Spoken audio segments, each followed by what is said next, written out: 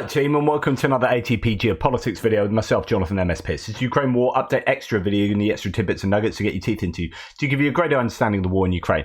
And I do want to return to what I talked about in an extra video I did earlier because it's really important. So the video I did earlier was an analysis, sort of an off-the-cuff analysis, using also some data collection that Dell has done in the Ukraine general figure losses.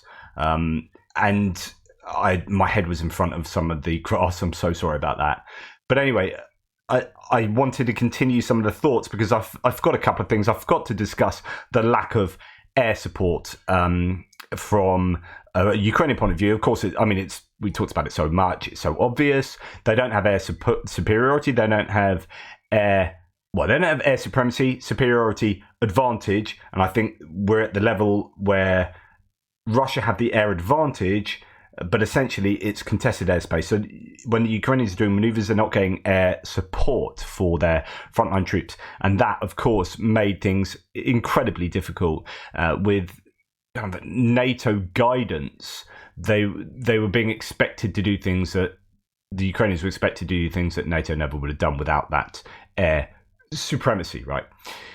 Anyway, this is really pertinent to what I was discussing earlier. There's an interview with the Kiev Post of General Ben Hodges, where, here's just a little bit of the spiel. To say we are with Ukraine as long as it takes is not an end state. So I was talking about this earlier in my news videos. So is apropos to my feelings today completely. It is a feel-good statement that means nothing, says General Ben Hodges, who commanded the US Army in Europe from 2014 to 17. While applauding many of the White House's action, he says that Ukraine winning is not the end state objective of the White House, and that obviously I believe that the end state should be the defeat of Russia, ejection to the 1991 borders. He pulls no punches in this interview, explaining why Ukraine bartering peace with Russia in exchange for Crimea, the decisive terrain of this war, is a non-starter that no one can reasonably support. He leaves no doubts as to what US must do now if we want Ukraine to win. Now, he talks in this interview, and you can go and see it on YouTube. Washington has not decided if it wants Ukraine to win. General Ben Hodges is the name of the video. He says quite a lot in this video, a lot of stuff you would have heard him say before if you know and you've listened to Ben Hodges a lot previously. But I'm just going to play you a few bits that really do support what I was talking about earlier. That we give them, we're not necessarily the type. Except I'll probably turn it off 2 times speed there, as you guys don't want to hear him whittle on like some mouse on speed. Right. Necessary to do all that Ukraine needs to do. What do you think about that? Well, as proud as I am of what the administration has done with strong bipartisan congressional support so far, more than 50 nations supporting Ukraine, significant contributions by the United States to helping Ukraine fight against Russian aggression. The fact is we've stopped short of the most important task, which is to clearly identify the objective. What is the purpose? Exactly what I was saying, and I had a big rant about this morning. So yeah, the Biden administration's done a really good job. Honestly, they have in many respects, in exactly what he's talking about, stuff that you might not think about so much because one looks at headline stats in terms of tanks given and planes given and ammunition given and money spent. What the US has done behind the scenes in terms of diplomacy and forcing the hand of certain nations that have been a bit reticent to help or were sitting on a fence, or might have even, like Egypt apparently was going to give a bunch of grad munitions to Russia and is like, no, you're not going to do that. So America's been doing an awful lot behind the scenes that people don't, I think, give them enough credit for doing. And this is where I've been like, the Biden administration has been really good on Ukraine. Like, Ukraine would have been in the gutters if it wasn't for the US, and of course everyone else too, but predominantly the US. But what they haven't done is also incredibly significant, which is give what they could have done and eventually did do in so many of these different pieces of equipment, give them early enough and perhaps enough of them, or so on and so forth. So this is what Ben Hodges is saying.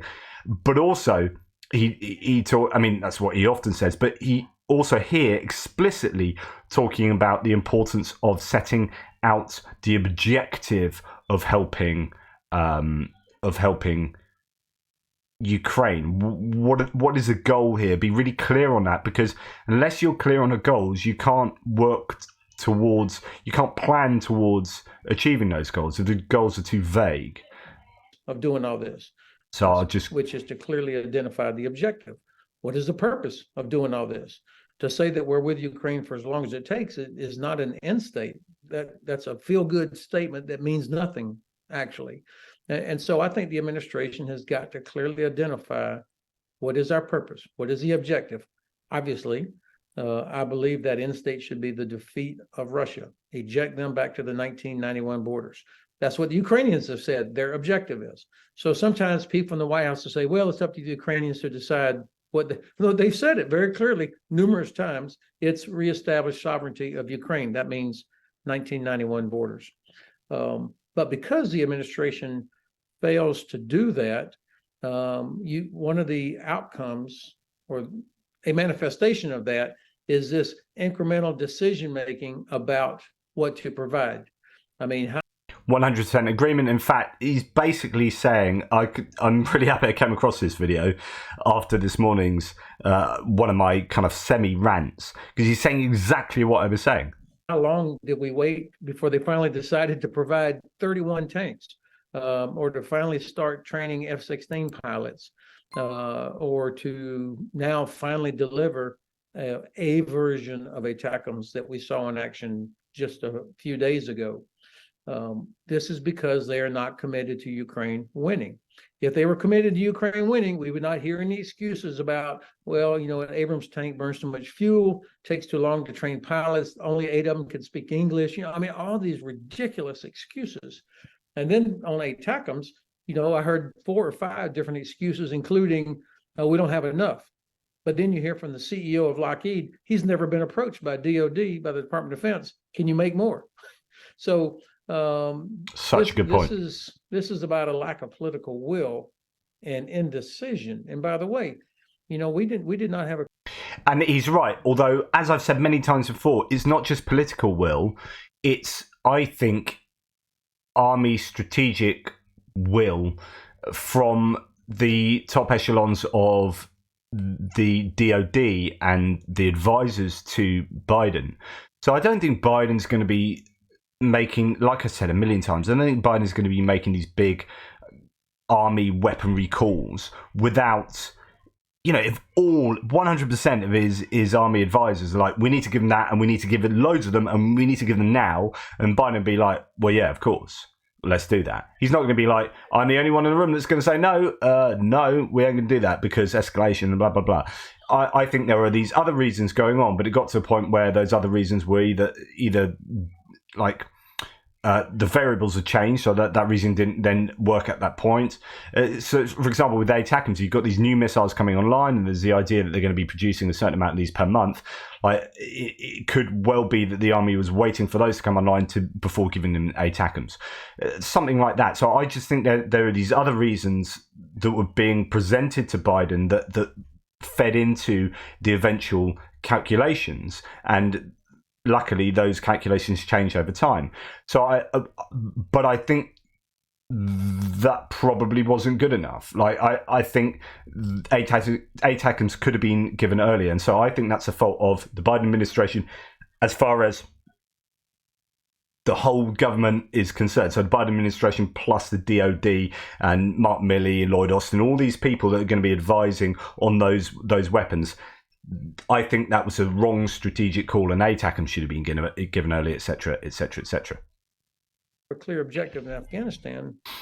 After the first year, we didn't, and so we spent 20 years and $2 trillion and thousands of lives, all to end in a disaster. When you don't have a clear objective, it's very difficult to develop and implement effective policy. So that objective is the key.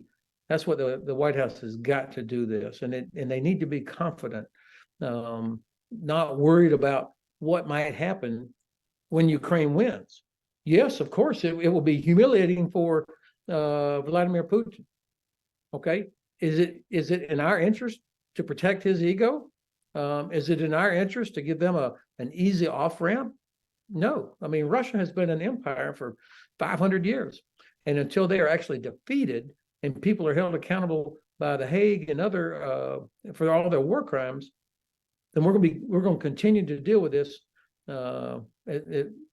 for decades into the future. Yeah, of course, Ukraine is going to win, and keep in such a good point there. General Ben Hodges, I think, is on the money so often. I think he was unfortunate to possibly put a time span on things like Crimea. I think it's always dangerous where you say, right, we're going to take this by hit then. Just be much more strategically ambiguous and say, yeah, we're going to take this when we're ready to take this and when we succeed in taking this. You know, and I think Ben Hodges fell down on timings, but in the overall strategy and understanding of what's going on politically, I think he's on the money. And this is a second part that I think is really important to listen to. As you know, better than most, the war started in 2014.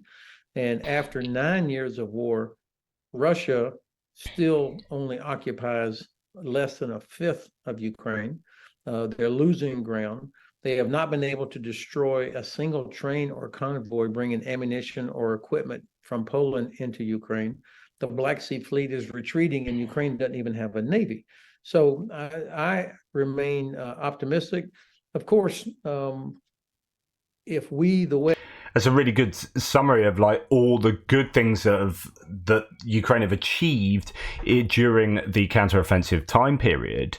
And this is the argument, it's not just about territory, it's about all these other things. But whether you see the counteroffensive as just a kind of territorial gain,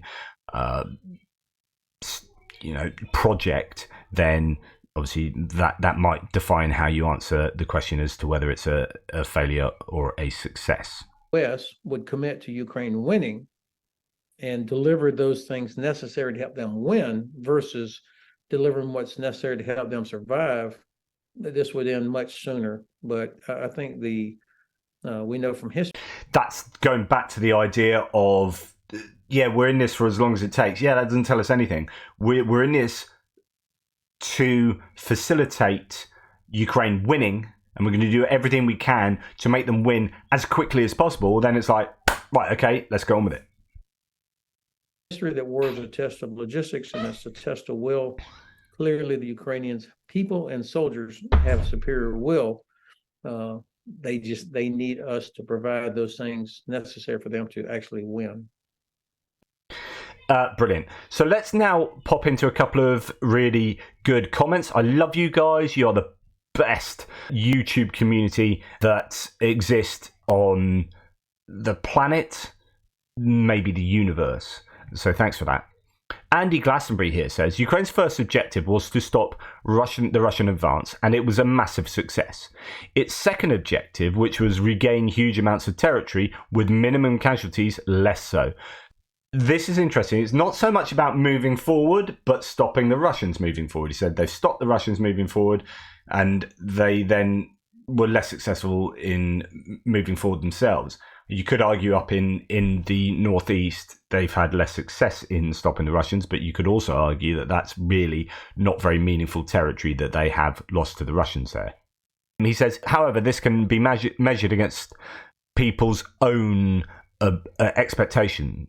If the expectations were to reach Tokmak and the Sea of Azov, then it was a failure. If, however, the expectations were to gain limited amounts of territory, stop Russian advances, fix and reduce Russian arms, equipment and manpower, and buy more time to train, get better at hardware, ATACMS, F-16, Abrams, etc., then it was a success.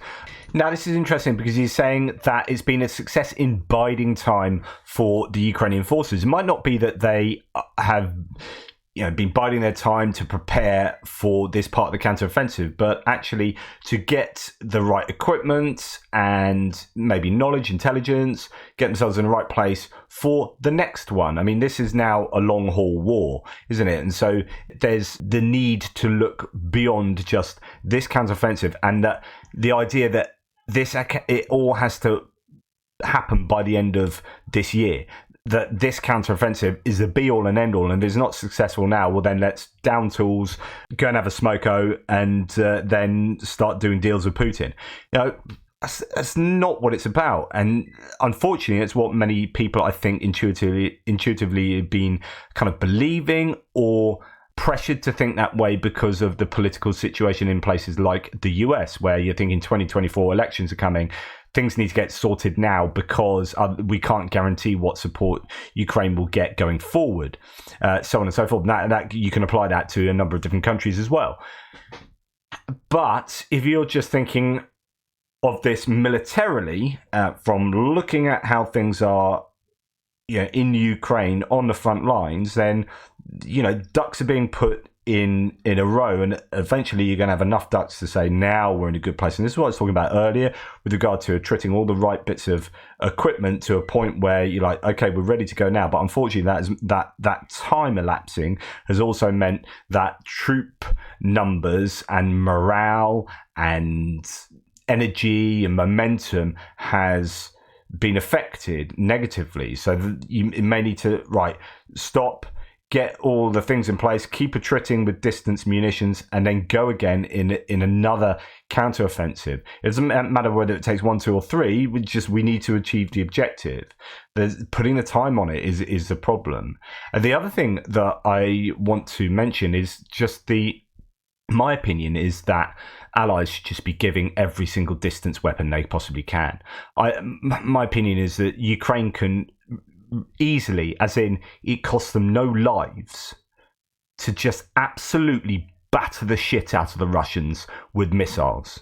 Just absolutely hammer them with HIMARS, cruise missiles. So if I was the allies, I would be sending orders to your French missile manufacturers, the Scalp and the Storm Shadow and the Taurus. I would be going to the US, to Lockheed Martin, so we need more HIMARS so you can poke a hairy stick at. And I'd be then giving all this sort of tech guidance to Ukraine so they can make their own. And then they've just got a massive repertoire of stuff they can just chuck at Russia's. Like, every night, it's like, here's another 10 missiles, here's another 10 missiles, here's another 10 missiles, 20, 30 missiles a night, just absolutely raining hell on the Russian logistics and troop accumulations and positions. We've seen how effective HIMARS have been. Like, multiply that by 10, and the Ukrainians wouldn't lose a single troop doing it.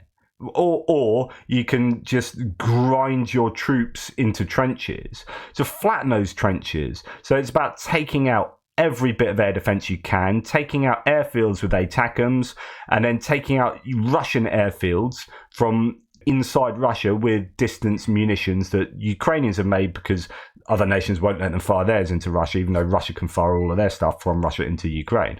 Anyway, you start doing that, and then you're saying, right, now we can operate our planes closer to the line, we can give close air support, and also with our other planes are firing cruise missiles like crazy at Russian targets. So that's my opinion. People need to remember that stopping an advance is just as important as a battlefield victory. Tobruk taught Rommel that. Hence, people need to look at the long game, especially now how the mood in Russia is starting to shift. Sanctions, increased inflation, inability to travel, greater state interference in their lives, and of course thousands of cargo 200 and 300, that's injured and dead, returning from the front.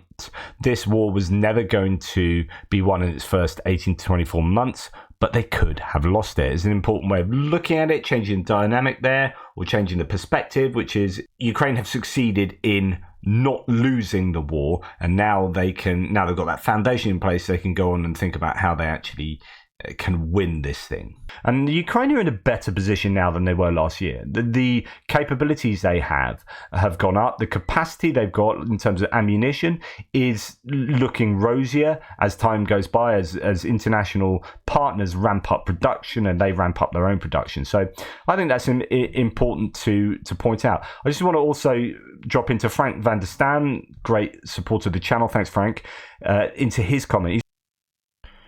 You referenced Andrew Perpetua's most recent live stream in your earlier videos. It answered the question in the most sobering fashion, the question as to whether the counteroffensive was a success or not. Essentially, what they reported from the troops that they are in contact with on the front line is all that matters when it comes to the verdict of whether the offensive has been a success. Attacking resulted in higher losses and very little to show for in return. The lack of territorial results has impacted troop morale massively. The mood in the trenches from a year ago to now is reportedly night and day, or day and night. The fighters believe that they will be in this war indefinitely until they eventually get killed. So this idea of like, you don't know, you signed up as a volunteer, you don't know the length of your contract, there's a lack of clarity from the government. Am I in this for 3 years or until the end of the war, until the end of martial law?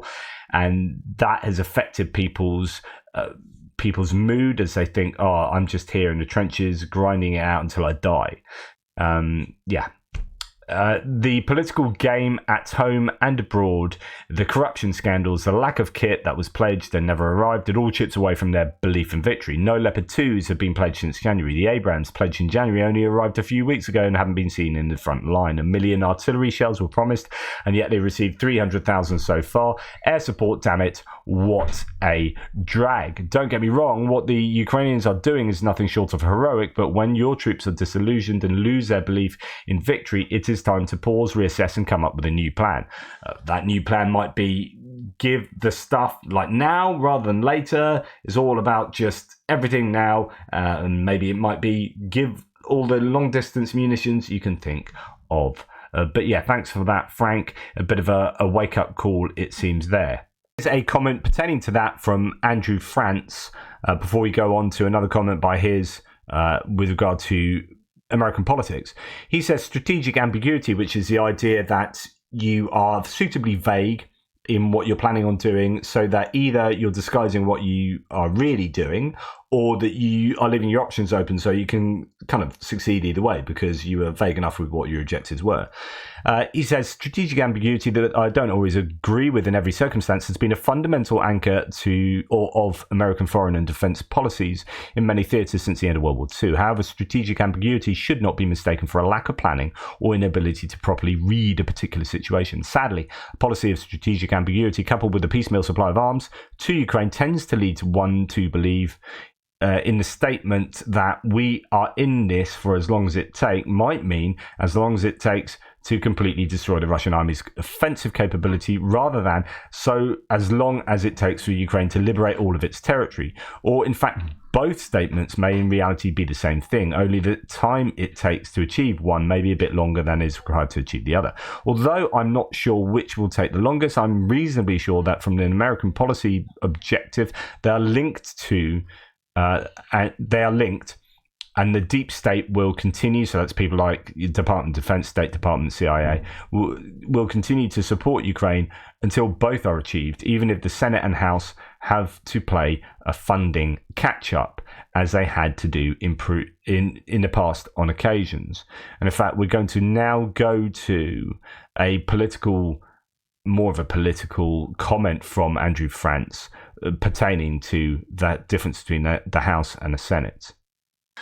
So just to let you know, the lawmakers who are in the House of Representatives are voted on every 2 years, whereas senators are voted on every 6 years. It's like, but not all of them are voted every 6 years. There's like these overlapping time periods. And it's really important to understand that, because the length of time you are guaranteed to be in place in your elected position will dictate what sort of things you're going to be shouting about.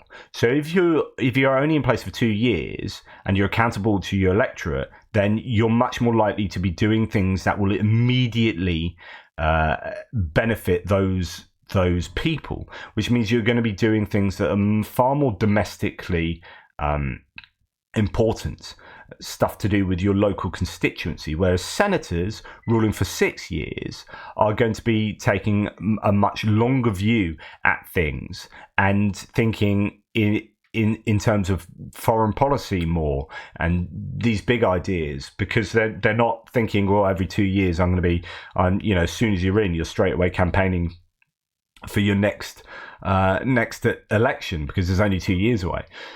So I think that's a really important point, and he makes that here. I hope you don't take this the wrong way, but I think you're maybe overlooking a fundamental reality of the US House of Representatives. They operate on a 2-year cycle. Next election is only a year and 3 days away. Generally, the House gets whatever work it's going to get done in the first year, and the second year is purely domestic politics necessary to get re-elected. The American electorate generally has a collective memory of only the previous 6 to 12 months before an election. Traditionally, the Senate is very conscious of worldly events, i.e. foreign affairs, security issues, international risks, etc., while the House is almost wholly occupied with domestic issues. In the 1992 election of George H.W. Bush, he was running for re-election on his success with the Gulf War and international issues, but was defeated by a relatively unknown governor from a little state called Arkansas, Bill Clinton, who accurately surmised, "It's the economy, stupid." I believe, based on traditional patterns of events, that the next year will not see the House achieve any meaningful legislation other than perhaps just keeping the government funded. However, all is not lost. The various elements of the deep state, i.e. Department of Defense, State Department, CIA, etc., will not allow Ukraine to be defeated. I think there's an interesting discussion to be had around the deep state here, actually, just to interrupt this comment, because there are lots of people who go around shouting off about X, Y, and Z in the House of Representatives and elsewhere, and you'd hope that there would be these people in the Department of Defense, CIA, people that have knowledge that would be able to approach such lawmakers and say, by the way, I know you've been sounding off about this, but really you need to understand the whole context, and actually this is the ramifications if we don't help Ukraine, or whether this just happens in select committees. It'd be nice if it wasn't that way, and that there wasn't this very small area of influence for the deep state entities. It'd be good if all the lawmakers were passed information that would allow them to make decent decisions in government based on having the requisite knowledge. I'm sure there are ways and means, and there are reports, but it's whether anyone reads them and actually takes them on board.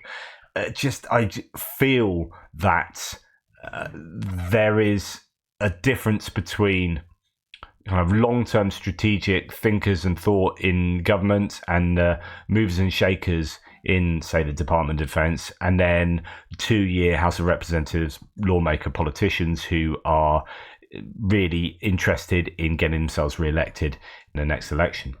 Right, where were we? The various elements of the deep state, i.e. Department of Defense, State Department, CIA, etc., will not allow Ukraine to be defeated, and they have the financial wherewithal to do this on a somewhat more modest scale without a functioning House. But in public, everyone's attention will be on the upcoming election and all the issues surrounding this, i.e. Trump's legal position, the slow demise of the Republican Party, abortion, corruption in the Supreme Court, immigration, gerrymandering vote districts, to name a few.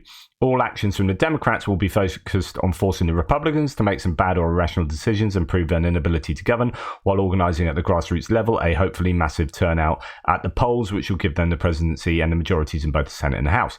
I appreciate that this is not a set of circumstances that any rational geopolitical analyst wants to be confronted with, but I believe this is a course of events that we will witness in the coming 12 months. To be honest, the Colorado court case coming up, which will decide whether Trump will be ineligible to run in accordance with the 14th Amendment, is as critical to the future of Ukraine as the supply of arms, which will continue, albeit at a perhaps a more clandestine and less public endeavour. Anyway, take it or leave it. I suspect you will see more short-term chaos in the next few months, which is a traditional domestic environmental reality leading up to a US presidential election. Right. So much to say about that, and I won't derail this. It's been long enough already. I would, if you're not interested in legal matters, then, whatever. If you are interested in legal matters, my goodness, I've seen some legal analyses of what's going on in some of the Trump cases, and it's quite incredible. Letitia James has done a pretty phenomenal job from what I can gather, like legally speaking. You might be thinking about who you want to be president and whether you like Biden, whether you like Trump or whatever. But in terms of how to operate a court case, it appears she's done an absolutely outstanding job. I was listening to some legal analysis from a number of analysts the other day to suggest, exactly that. And things are not looking good for Trump. And I just wonder where that's going to leave the race, just and then how that pertains to, say, Ukraine. It's just I just don't know. I mean, personally, I think Biden is too old, but I also think Trump is too old, and I would prefer to see two completely different candidates on both sides. You know, I'd love to see a Nikki Haley against a I don't know, Anthony Blinken's a great Pete Buttigieg, someone like that on the Democrat side against someone like Nikki Haley. I think that would be a proper old school race. But I don't think we're going to get that. Anyway, I wouldn't normally do 2 extras in a day. Just thought it would be important to revisit the subject because there was more to say on it. Let me know what you think. Anyway, please like, subscribe and share, and I really appreciate all the support you guys give to the channel. It is incredibly, incredibly appreciated. Take care. Speak soon. Doodle pips.